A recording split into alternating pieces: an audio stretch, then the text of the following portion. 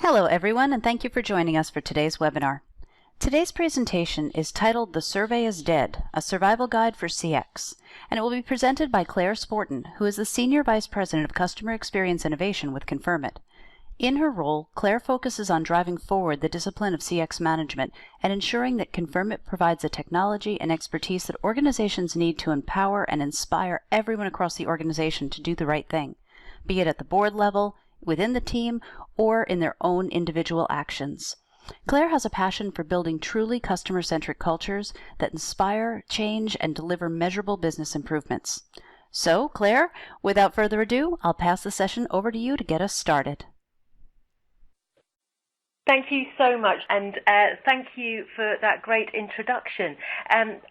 Sorry, guys, I must start by saying, that's a bit of a scary title that I've put on the session today. But I hope over the next half hour or so, I can give you a few thoughts on how customer experience could potentially survive without leaning quite as heavily as we do currently on the survey.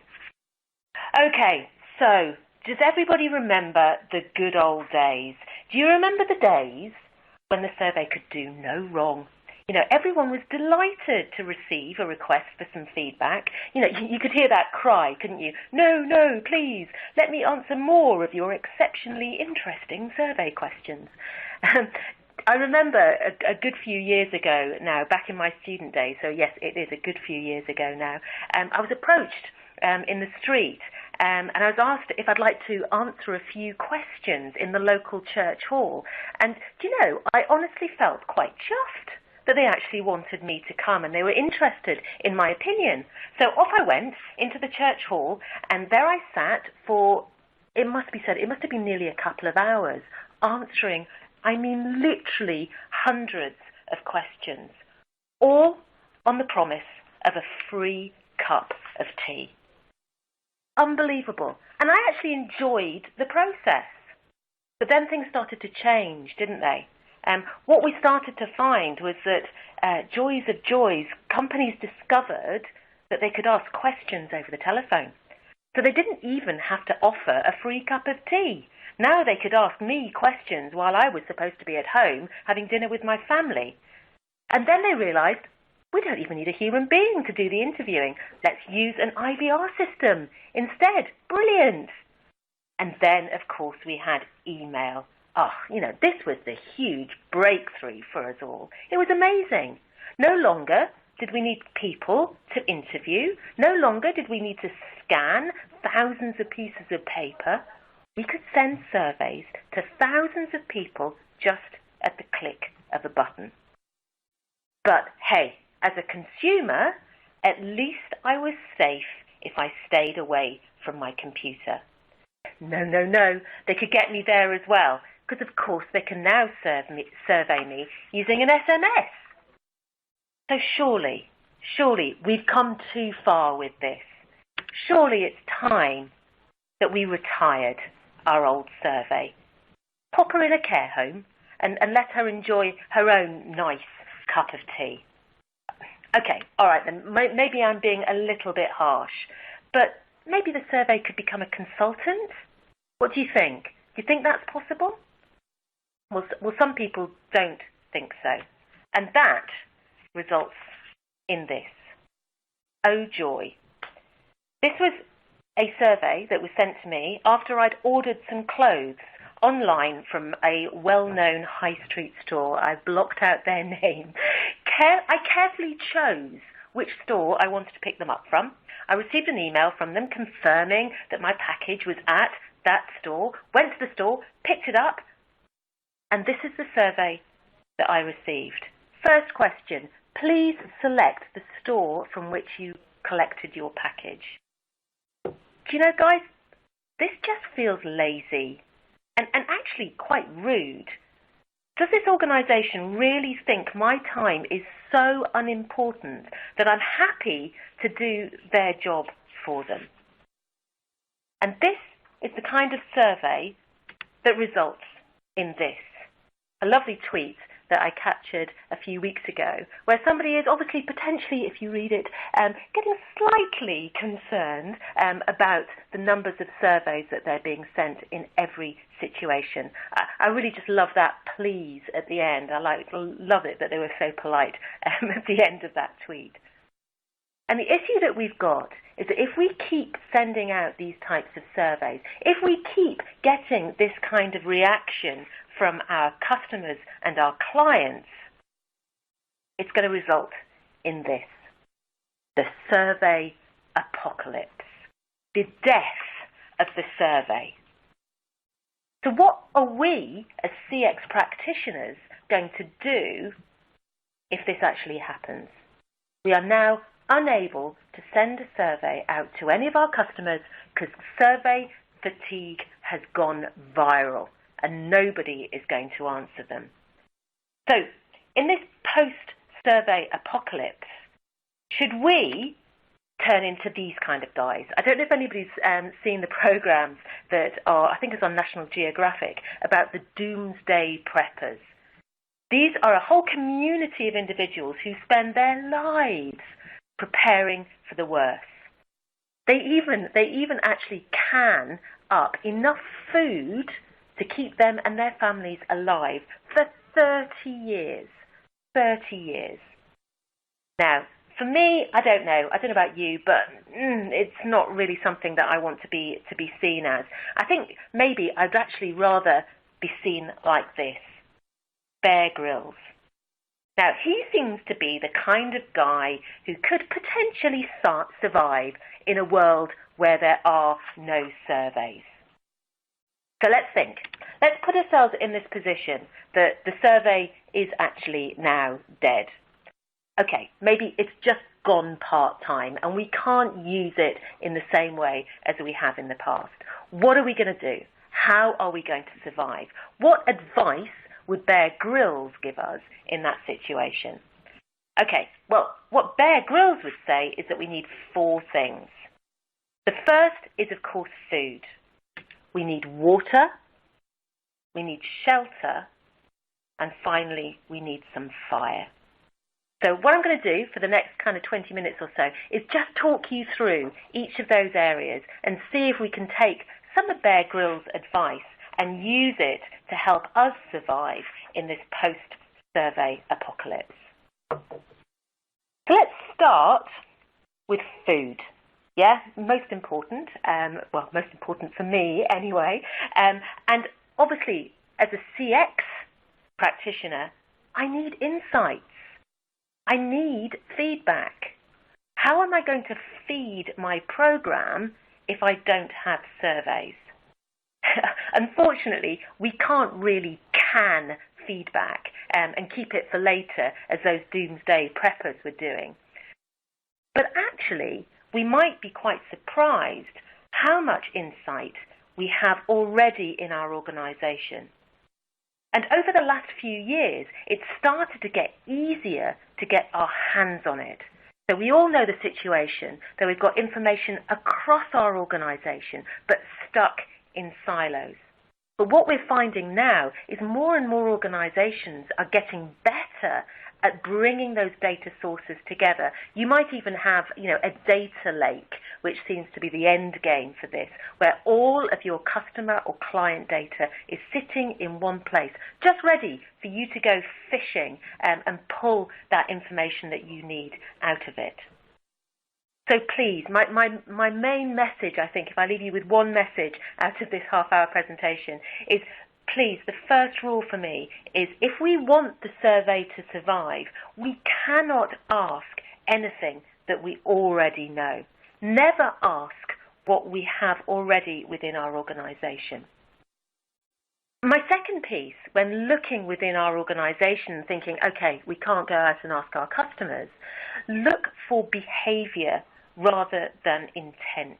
We do love our CX metrics, don't we? Things like how likely are you to recommend? So looking for an intent.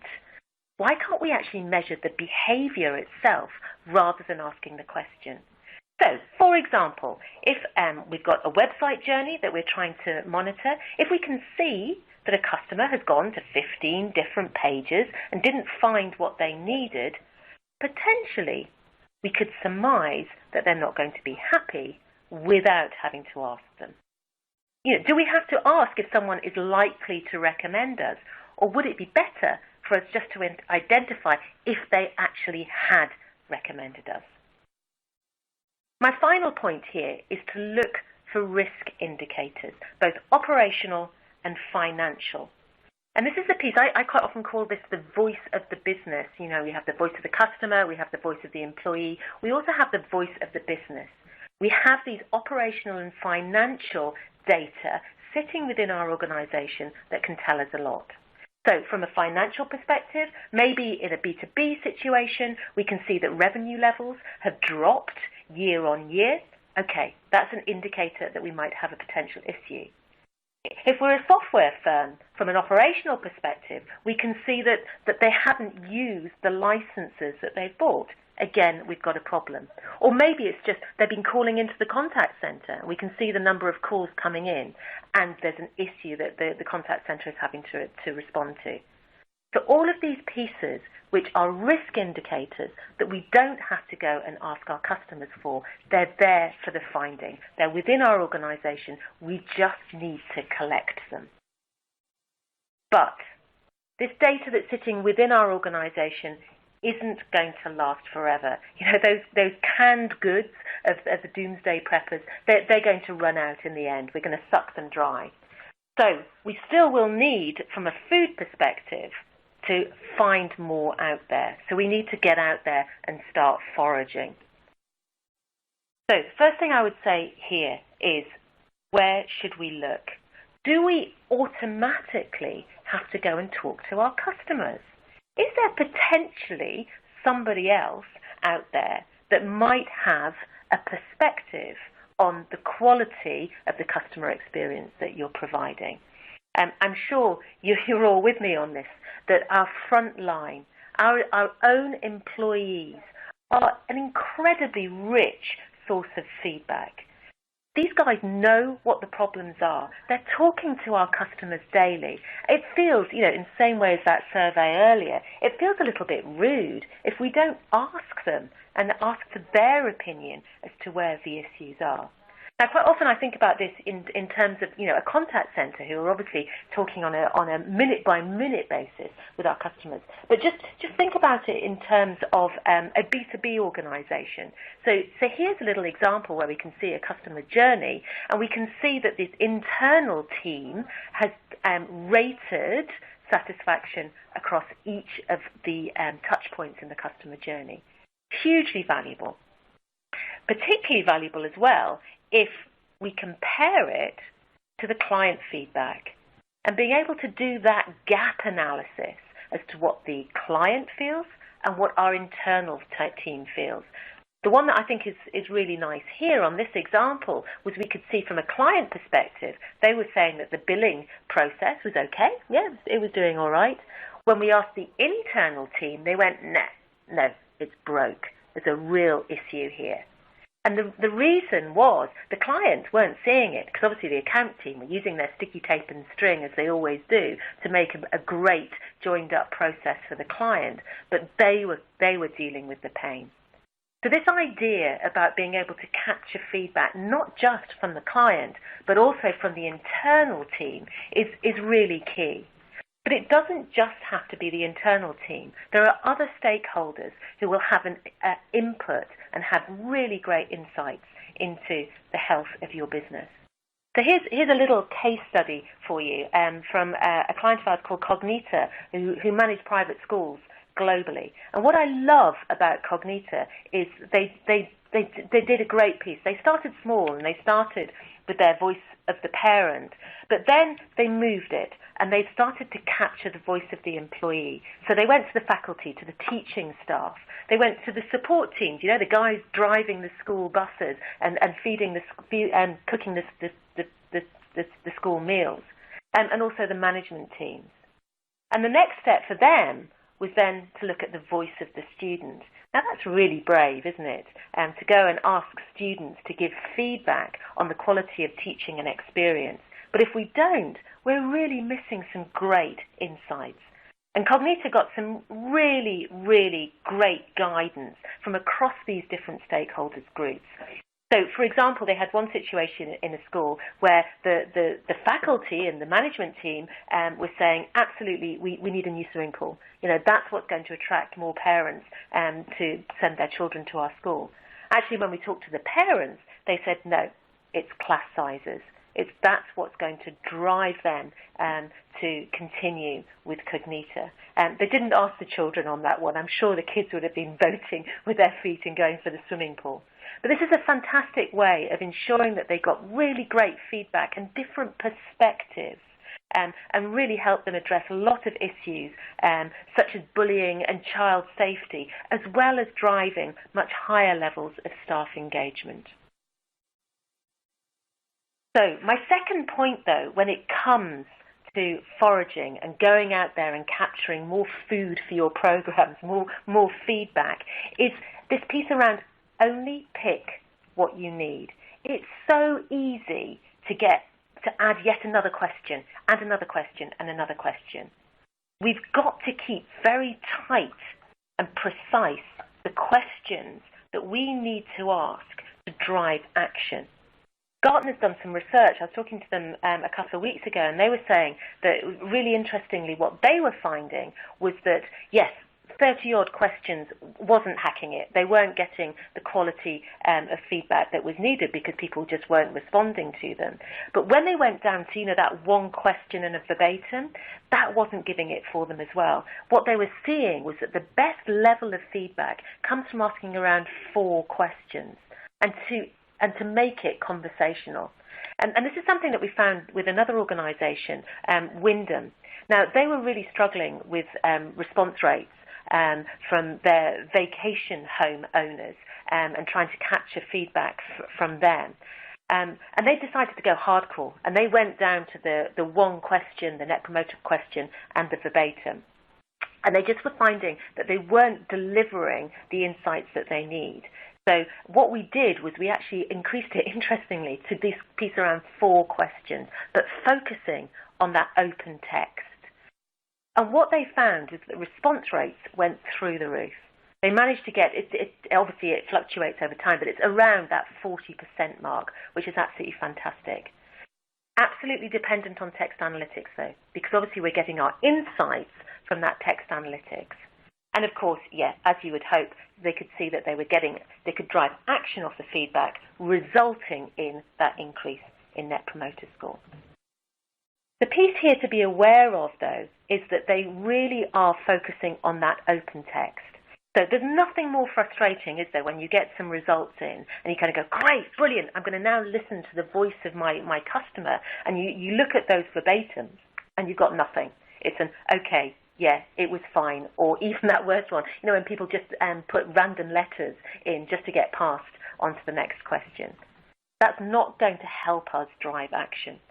What we need to do here is get much more conversational. And here's a little very quick demo for you, which is showing how you can ask that structured question around how likely are you to recommend. And then when you have the verbatim, we can put some logic behind the scenes to start guiding and nudging the respondent to tell us more.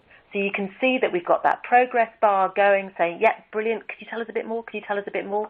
And then what it's doing is using artificial intelligence to actually identify some additional questions to ask, responding to the verbatim that the consumer is actually typing in. So, can you tell me a little bit more about your account manager, and can you tell me a little bit more about the meeting? In this way, what we can do is ensure that we get some really good, rich insights through open text rather than having to bore people to death with those structured questions. We do still, however, have to remember what's in it for me. Even if we keep this really simple for our respondents and don't ask them hundreds of questions, we're all busy people. What's in it for me? Why should I take 30 seconds to even answer just one or two questions for you? So the piece here is we need to be really, really clear as to the value for the customer or client. And that's not about some little giveaway or a free gift. What it is about saying, if you provide us with this feedback, we are going to change your world. We are going to make things better for you. And so this piece around, the you said, we did, is absolutely key if we want to ensure that people will continue to give us feedback that we need. So let's assume we've been hugely successful, and through use of open text, we're actually now getting lots of great verbatims. Not only from surveys, but obviously we can get all of that free text from our call center notes, our chatbots, incoming email, or social media. For me, all of this is a little bit like dirty water, which takes me to my second piece. So Bear Grylls will be saying to us, if we want to survive, not only do we need food, but we need water. But not just any water, we need clean water.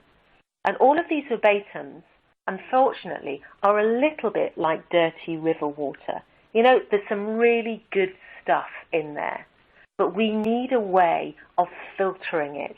I never like to put products into my presentations, especially my own, but this piece around LifeStraw, which I think is absolutely incredible, and what LifeStraw is doing is enabling people in survival situations to actually drink dirty water and get it filtered to something that is actually consumable, which is absolutely amazing.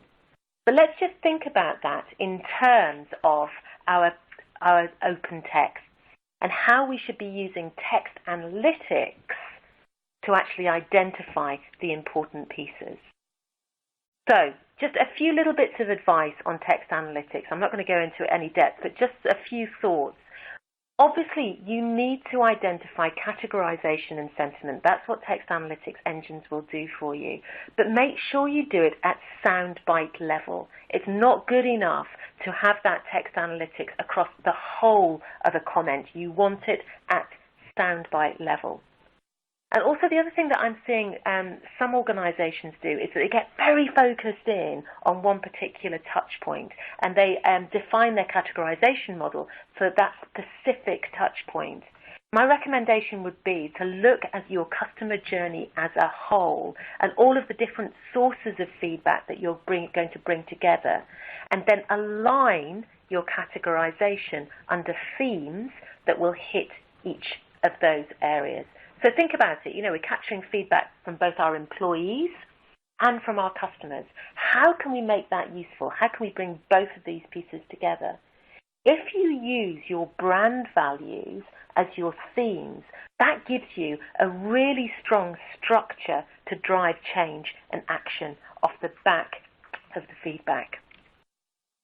My third point is please don't judge on volume. I sometimes get a little bit concerned with text analytics that, all people are measuring now is volume and sentiment. How many people talked about it and was it positive or negative?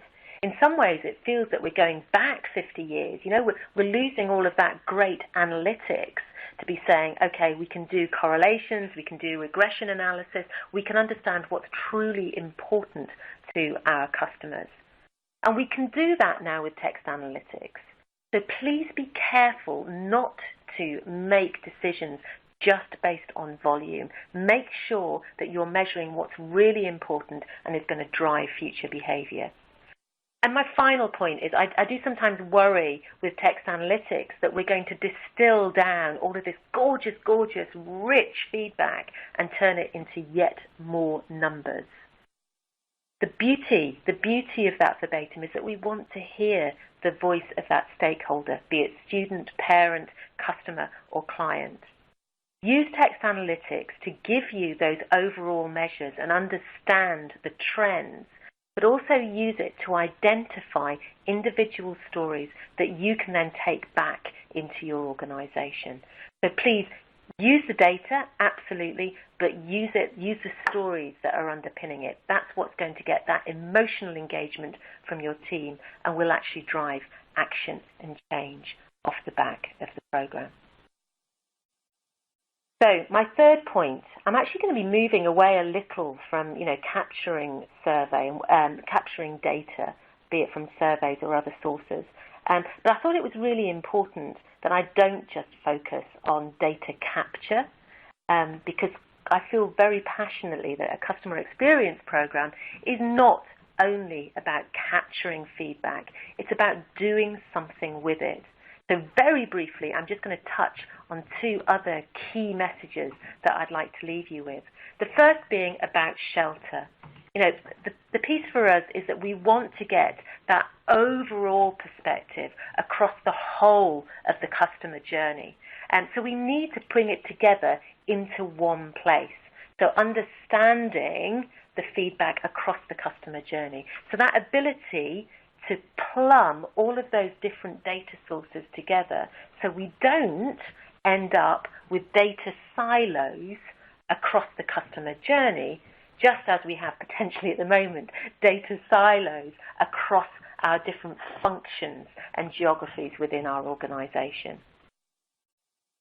My final message is about fire. That piece around how are we going to stay warm. And I do feel that a customer experience program really should be seen as the fire starter. The fire starter that drives action and change across your organization. The proudest moment I have with any of my clients is when we hear about how much action these programs are driving, and when the senior leadership are saying, my goodness, we're now using those insights to make smarter decisions and actually start doing stuff differently. And if we don't, then our programs really will die, with a survey or not. So, quick example of this, Virgin Money here in the UK, and they were telling us that in 2017 they actually drove over 340 different initiatives based on customer feedback, which is extraordinary, absolutely fantastic. But I think it also talks to another really important point. The piece is that it's not the customer experience team that are delivering 345 initiatives. I know it is actually quite a small team, so either they're just about killing themselves trying to do it, or potentially they might be engaging the whole of the business. And they might actually be getting the whole of the business to be those fire starters and really starting to drive positive change within the organization. And we can see that in some of the results that they've just announced with profit and balances, going up significantly over the last year. So, fantastic job, and a great example of truly driving action and change. So, just to end this, I really hope the survey isn't dead. I really do believe it does have a place in our customer experience programs of the future. But all I would ask is that, maybe we just let it sit back and relax a little bit more, and then we can bring it out of that part-time status when we really need it, and our customers and clients will be pleased to provide the feedback. And a final thing I wanted to leave you with is, what does this mean for us as the customer experience leader? Are we going to be the Bear Grylls of our organization, helping our organization survive in this post-survey world? Now, don't worry, it doesn't mean I'm going to be asking you to drink some indescribable liquid or eat some disgusting bugs. But what I am going to ask you to be is to be very much that coach and that supporter. The individual, the CX leader, should be so close to their leadership, helping the leaders and everybody within an organization understand and prioritize the action and change that we need to be delivering.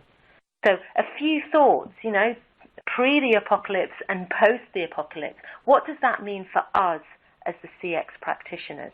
You know, in the old world, maybe we were spending a lot of time writing survey questions and, you know, doing the positives and negatives of Net Promoter versus OSAT versus easy or whatever else. Maybe we should be looking more at these action-orientated themes that are going to drive change. You know, should we be monitoring the CX metrics, or actually should we be monitoring the impact that we're having on business metrics? And what I'm looking to see is a huge move towards measuring action rather than just measuring a metric. And rather than focusing on customer response rates, maybe we should be looking to our internal customers and looking at the level of engagement we're getting from them and, you know, their response rates to the insights and feedback that we're providing them with. And finally, you know, I don't know about you, but I've reported to many different functions in my time within CX. But actually what we should be seeing in the new world is that CX leader, that CX coach sitting in the CEO office, really supporting the drive towards business results and the strategy that's going to deliver it. So, thank you very much. That was kind of half hour of quick whiz through of some thoughts. I'll hand back over to Zarina to see if we've got any questions. Thank you so much, Claire. That was a wonderful presentation. It's so easy to get stuck on the doom and gloom of the death of the survey or something that we got used to for a very long time. So it's good to understand actually where we're moving towards and what companies can do to overcome this challenge to still hear the feedback from their customer and actually use it for actions that will help improve the customer experience. And let's get straight to the questions. So first of all, assuming I'm stuck with a survey, is there any advice you can give to increase response rates? Yeah, good question, really good question. The survey isn't dead, but we need to be very, very careful with it. You know, we're seeing quite significantly different response rates across different channels. But also, much more importantly, the communication that goes around those surveys. So, you know, we talked about keep it really short, make sure that you make it conversational, make sure that it feels authentic, align it to your brand, make sure that you've got images that link to the brand so it feels like you talking to your customer. But the best piece of advice I think I can give is that you said we did. So in your invitation for a survey, point out some of the things that you've done previously based on feedback. It's a really good example that I've used a couple of times, which is I remember opening up a packet of bagels, and New York bagels, I'll name and shame, and finding that they weren't cut in half anymore. And I found this incredibly frustrating. You know, I can't cut a bagel straight to save my life. I'm thinking, my God, you know, they're cutting costs. And then I looked on the side and it said, you said we did. And it said, you know, you said we don't want the bagels cut. And immediately I thought, well, okay, fair enough, you're listening to your customers. But more importantly, God, give me the opportunity to give you some feedback because I'm going to ask you to get them back cut so I can actually get them into the toaster myself. So that would be my advice. You said we did. Tell them what you're doing. Prove that you're taking action. Absolutely. It's so often about communication. The customer wants to know, they want to know what's happening, and they want to know they're being listened to. And I think that's really important. Yeah. It's not just dropping into a black hole. Exactly. Yeah. They almost want to be a part of the company or organization or the brand and know that they have influence. That's right. So the next question is, I liked your point about becoming a CX coach. Do you see a shift in the skills we are going to need in the future? Yeah, absolutely. And I think, you know, that previous slide that I brought up, you know, saying around this difference. And, you know, a lot of us have either come from either a research background or we've come, like I came from an operational background rather than a research background. So to a degree, you know, be aware of which camp you're in. So if you're coming from a research background, make sure you've got that operational understanding and actually how to drive change and action is really important. But I also think that the other skills that we're going to need is much more around change management and how to engage individuals and how to communicate more effectively. You know, a standard dashboard that we just make available to all of our key stakeholder groups is just not going to be good enough in the future. We're going to have to be able to communicate much more effectively. And we are going to have to be the expert. You know, I think the piece around text analytics, doing a lot of stuff around artificial intelligence, hearing loads of stuff on that. As a CX practitioner, I think it's going to be our job to understand the future, understand what the technology can do for us and what it can't, and, you know, potentially even say, hey, you know, it's all hype, it's not going to help us in our organization. So we need to be that expert, but yeah, I think it is going to be much more around understanding how to engage and inspire people to change and do stuff differently. Absolutely. And one of the things you mentioned in your presentation is around the importance of listening to the employee as well, because obviously the front line has some really valuable customer feedback. Are many organizations actually bringing together employee and customer feedback at this stage? I think, you know, if you'd asked me 6 months, a year ago, I would be saying, you know, some people are, of course, always those early adopters, and a lot of people are looking to do it, but struggling to bring them together. I'm seeing more and more organizations starting to really think about how they can bring those two metrics together and understand the interplay between the two and how they drive those business outcomes. So, you know, that the service profit chain, which has been around for God knows how many years, around, you know, employee engagement drives customer experience, which drives profitability. Making sure that we've got an understanding of that is going to be key. And I'm seeing more organizations bring in engagement, but also on top of that, understanding that voice of the customer through the employee. So getting the perspective on the customer experience from the employee. I'm seeing more and more organizations doing that as a matter of course. Okay, and there's actually a follow-up question related to that also came in. Someone else asked to please elaborate on the voice of the employee and how to approach it organically. It sounds like it's a change management item that would require culture change. Do you have anything to share on that? I like the point that they made about, you know, this is an organic change. You know, the big piece for me when supporting organizations in putting a program in place is don't try and boil the ocean. Don't try and do everything at once. You know, step by step, catchy monkey. I can't remember quite the phrase, but you've got to take it slowly. So, you know, start with one piece, be it voice of the customer or another stakeholder, employee or somebody else. But an easy next step is to ask the internal team about the customer experience. So, you know, if you're looking at contact center, let's capture feedback from customers calling into the contact center, but let's also ask the contact center agents for their feedback. You know, not only do we get great insights from these guys, but actually we get that kind of unforeseen outcome, which is they're more engaged.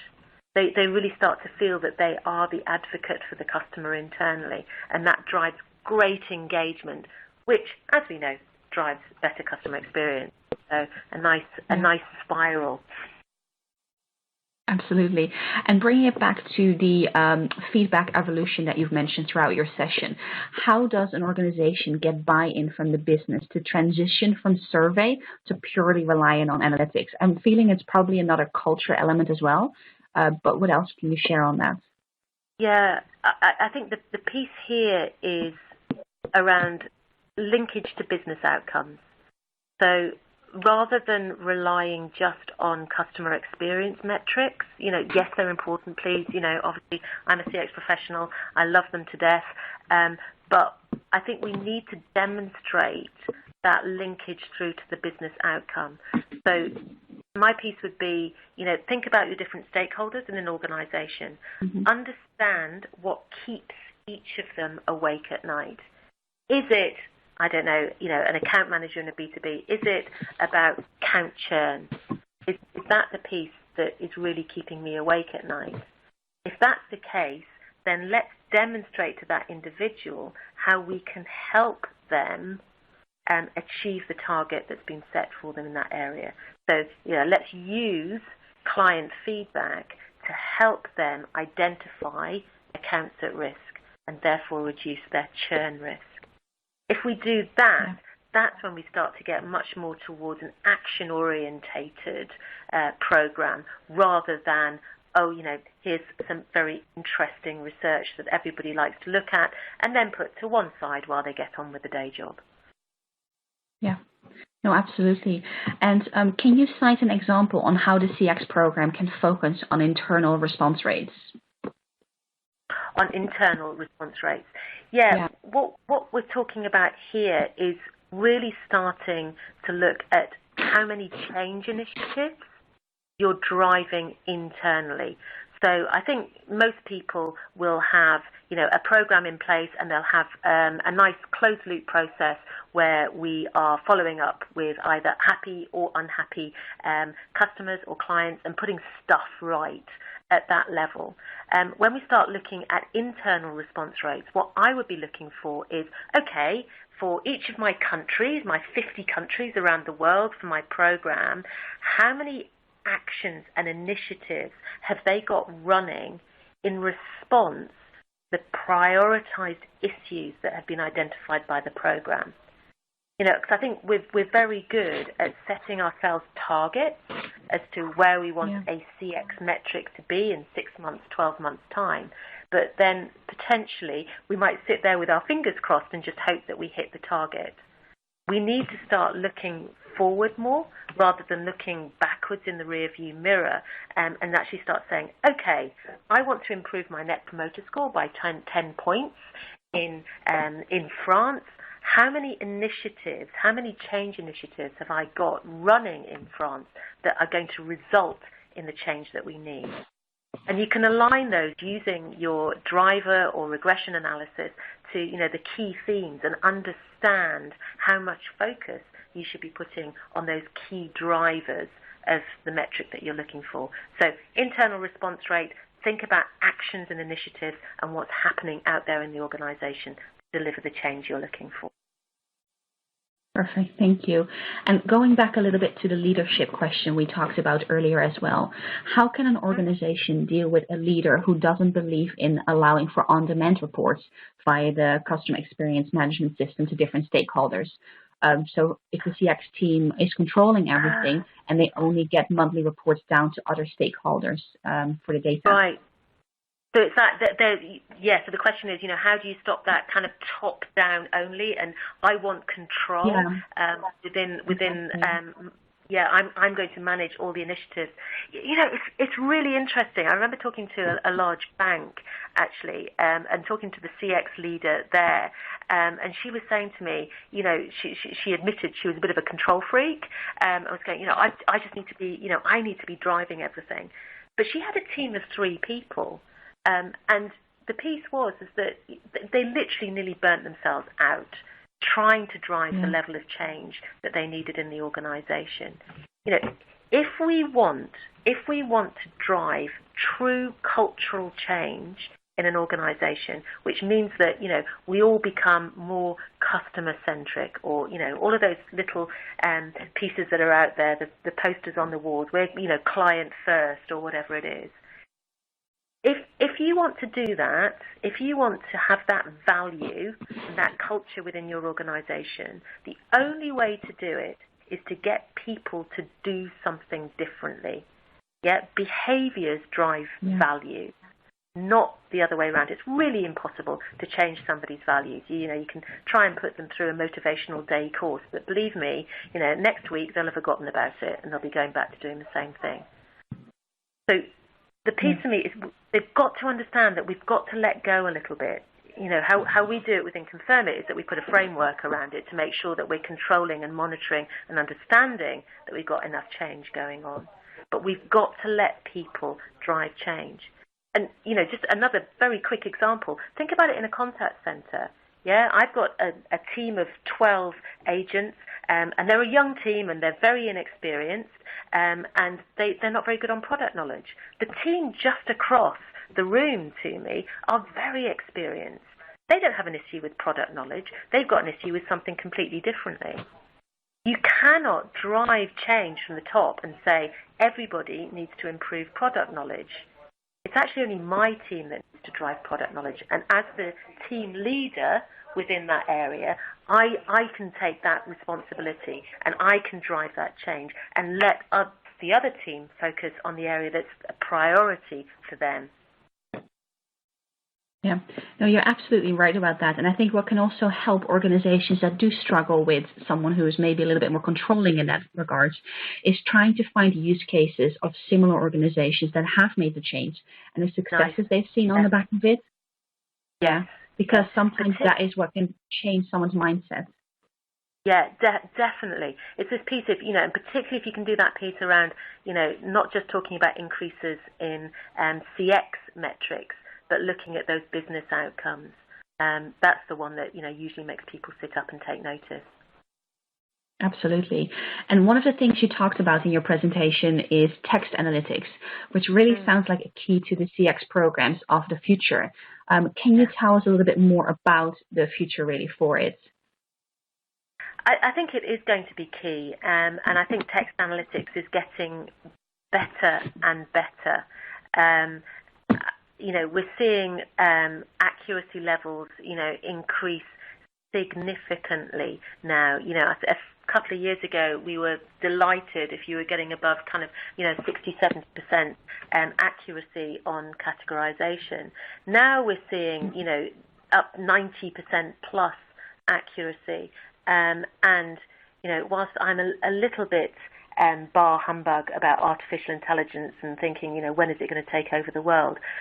It is improving, and it is going to get there. And it just gives us this opportunity to open up our eyes to not just structured survey feedback, but all of the other unstructured data that is in our world. Now, we know the situation with Cambridge Analytica and the issues there with Facebook that's going hitting the news at the moment. So we need to be very careful how we use this. And GDPR in Europe is obviously going to ensure that data is used appropriately. But as long as we use our text analytics to really uncover the insights within that freely given feedback from our customers and clients, and with authenticity, we go back to our customers and clients and say, this is what we're going to do with it. I think that's going to be a really positive message. Good. Yeah, it can be very double. People can be very afraid of AI, or they're not really sure what's happening. But there's a lot of elements of opportunities there as well if it's used in the right way. And like you were saying, with the right regulations in place, hopefully that will be the case. So one thing we haven't really touched upon much yet is video feedback. Are you seeing much increase in the use of this? That's a really good question. I wish. We've had video capture for feedback for years and years and years, and I always get really excited about it. The thought of starting every boardroom meeting with, a video from a customer or a client, telling the people in that meeting, what it's like to be a customer, is just hugely powerful. Take up is actually really low. And we're not seeing many organizations actually use video feedback, which I don't know if it is the consumers themselves that they're not prepared to do it. They're not prepared to do that recording. But I think we as a practice should be pushing it more, because it's a great way. It's a great way of getting real stories into the organization. We do other stuff with around face recognition and all of that kind of piece. And to a degree, yes, it's of course it's useful, particularly from a research perspective rather than a voice of the customer perspective. It's really important. But again, it's that I don't really want to distill something as amazing as a video down into a number. but having all of that content that we could use on our website, rather than written reviews, have video reviews on our website from our customers, and particularly using it internally would be hugely valuable. So, yeah, I keep pushing it. I wouldn't say it's taken off yet, though. It could be that it is indeed the customer that is not necessarily ready for it just yet, but with a move towards video in all types of content as well, people are becoming so much more familiar with it and doing it themselves as well. So hopefully that means there is a strong future for video feedback. Absolutely. And I think, it's a question of what we all get used to. I'm an old bugger, really, and I kind of don't go quickly onto these things. But I'm starting to use video conference calls all the time now, where before I'd only be using, audio. Be great, maybe next time we do this event that we do it with a video link rather than just the audio. And then we'll get much more comfortable with seeing our faces on the screen and give that feedback using that channel. That's actually something we're looking to do as well, so we're right on top of it. We've spoken about the voice of the employee before, and obviously leadership as well. How do you motivate the business to do a voice of the employee if at the moment the leadership is more interested in doing the external customer first? Again, we shouldn't do too much in one go, because the classic, the survey will die if we don't take action off the back of it. So we only should be asking for feedback if we're ready and able to do something with it. There's nothing worse than an employee engagement program going out there and actually then nothing happening off the back of it. So be careful. I would say wait. If the leadership is not engaged and are not prepared to take action, you're making a rod for your own back if we go out there and capture that feedback without the commitment to doing something differently. I think there are lots of great case studies which show not only that we get great insights from employees, but actually it does drive engagement as well. Another piece that I've seen work really well is that when we capture feedback from employees, I'm trying to remember which one of our clients is doing it. I can't remember the name at the moment. And what they do is say, hey, tell us what you think. And they tell us. And then there's a question that says, and would you like to be part of a team looking to drive improvement in this area? And the fantastic piece there is that then you've got some, action teams to actually start taking ownership and be empowered to make some changes. So maybe the leadership team would see that as a positive to say, not only are we going to be, capturing feedback, but we're actually going to get people to take ownership of the change initiatives off the back of it. Yeah, and for a final question before we run out of time, someone's mentioning it can be frustrating for customers to fill in surveys or answer questions and not see the point of it, as they don't always see the change being made within the organization. So do you believe in providing feedback or communicating on changes made to customers? Now, obviously, you already mentioned that, yes, you're very big advocate for that. God. So I'm going to turn this around, and I'm going to ask you the question, what advice can you share, or how would you communicate that to the customer? Any which way you can. I would say that any outbound communication should be looking to talk about how you are driving change off the back of that feedback. It is fundamental that if you're using an email feedback channel, for example, it must be in your invitation. Absolutely in the invitation, you should be saying, this is what we did last quarter, this is what we did last month, based on your feedback. And also don't underestimate communicating internally as well. I think we focus a lot on our external customers and clients, as we should. Please don't get me wrong, as we should. But also communicating internally what changes are being made. And asking the guys to support and drive the program from their perspective, really key. I think that is really good advice to finish the Q&A session with. So unfortunately, that's all we have time for today. If your question has not yet been answered, don't worry. We've got your details on file, so you will be contacted by Claire and her team. And just to wrap up, Claire, do you have any closing remarks? I'd just like to say, obviously, thank you for listening. If there is still anybody out there, thank you for making it through the whole hour. My goodness, what staying power. Something I feel really passionately about, and I know there's a lot of people out there that do too. Delighted to continue the conversation on Twitter or whatever else. I'd love to get other people's advice as to how we can live and not focus so much on the dreaded survey.